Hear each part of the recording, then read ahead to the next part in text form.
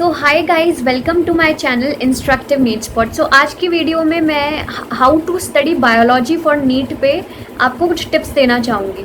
ठीक है, तो देखिए बायोलॉजी को लाइटली नहीं लेना है कि बायो है सबसे ज़्यादा टाइम हम फिज़िक्स केमिस्ट्री पे डिवोट कर देंगे और बायो तो हो जाएगा, याद कर लेंगे, ऐसा नहीं है। बायो को मगअप नहीं करना है, बायो को अच्छे से पढ़ना है, राइट, समझ के पढ़ना है। समझ के कैसे? अब कुछ टॉपिक्स होते हैं बायो के, जैसे ह्यूमन फिजियो हो गए, है ना, और आपका प्लांट फिजियो हो गए, एवोल्यूशन हो गया, जेनेटिक्स हो गया। तो these are very important chapter to score high in NEET. And ये टॉपिक्स ऐसे नहीं आएंगे, इसमें से कभी कभी ट्विस्टेड क्वेश्चंस भी आ जाते हैं, जो कि अगर हमने वो टॉपिक पे बहुत अच्छी कमांड हासिल कर रखी है तो हम वो टॉपिक्स जो है बहुत अच्छे से कर देते हैं, है ना।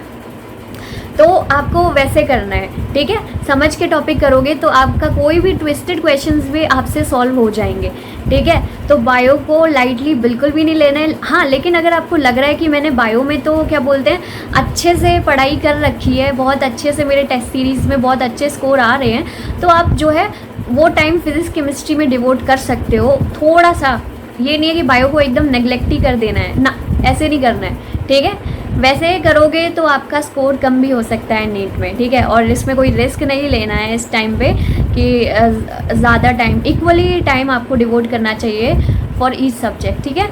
तो अब ये तो है कि सारी चीज़ों को समझ के करना है। दूसरा है कि अब मैं बता दूँ, आपका 90% पेपर NCERT से आता है बायो का, है ना, 10% बाहर से आता है। तो 90% NCERT से आता है। अगर आप NCERT बहुत अच्छे से करोगे समझ के, तो आप 90% पूरे स्कोर कर लोगे नीट में। बचा 10% जो कि बाहर से आता है, वो भी आप कर लोगे। कैसे? उन्हीं टॉपिक्स में अगर आप पिछले 10 साल के क्वेश्चन पेपर्स उठा के देखो और उनको एनालाइज करो कि कौन कौन से टॉपिक बाहर से आए हैं, तो आपको ये देखने को मिलेगा कि वही टॉपिक्स होते हैं बट उनमें से थोड़ा डीप पूछ लेते हैं और हमें लगता है वो आउट ऑफ NCERT है, ठीक है। तो आप अगर समझ के करोगे तो आपकी ये दोनों प्रॉब्लम सॉल्व हो जाएंगी। तो 10% का भी मैं आपको एक टिप देना चाहूँगी कि उस 10% के लिए आपको एक सेपरेट नोटबुक बनानी है। उस नोटबुक में क्या करना है आपने, जो 10 क्वेश्चंस, मतलब 10% क्वेश्चन जो आपको लगते हैं ये बाहर से आए हैं, तो आपको वो क्वेश्चंस आपको लिख लेने हैं, क्योंकि वही टॉपिक से जो है आपको उसी टॉपिक में डीप में जाना है और देखना है ये क्या चीज़ है, क्या है, कैसा क्वेश्चन है, और उस सेपरेट नोटबुक में आपको लिख लेना है, क्योंकि वही क्वेश्चंस आते हैं बार बार और हमें पता भी नहीं चलता, ठीक है। तो आपको उसके लिए एक सेपरेट नोटबुक बनानी है और उसमें सारे क्वेश्चंस लिख लेने हैं जो बाहर से आए हुए हैं, ठीक है। अब कुछ का ये रहता है कि यार बायो में कुछ चीज़ें याद नहीं होती हैं, तो उसके लिए सबसे बेस्ट चीज़ है कि आपको उसमें लिख के याद करना है, ठीक है। लिख के पढ़ना है तो वो चीज़ हो जाएगी। अब लिख के हमारी मेमोरी में वो चीज़ें ज़्यादा दिन तक, वो जैसे साइंटिफिक नेम्स हैं, थ्योरीज़ हैं, वो ज़्यादा दिन तक रिटेन रहती हैं। तो आपको लिख के करना है, ठीक है। It will be more benefit for you all only, ठीक है, ठीक है। नाउ अब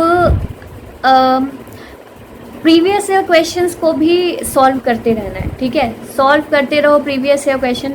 ये नहीं है कि पढ़ते ही जा रहे हैं, क्वेश्चन सॉल्व कर नहीं रहे हैं, तो वो नहीं चलेगा। पढ़ना भी है, क्वेश्चंस भी सॉल्व करने हैं, है ना। तो बस अगर ये 3 चीज़ें आपने बायो में अच्छे से कर ली तो आपका बहुत अच्छे से बायो अच्छे से नीट के लिए आपकी बायो बहुत अच्छे से हो जाएगी। एंड आई विश आपकी तैयारी बहुत अच्छी हो गई हो बायो में, फिज़िक्स में, केमिस्ट्री में। And I hope you all get your dream colleges soon. And thank you so much.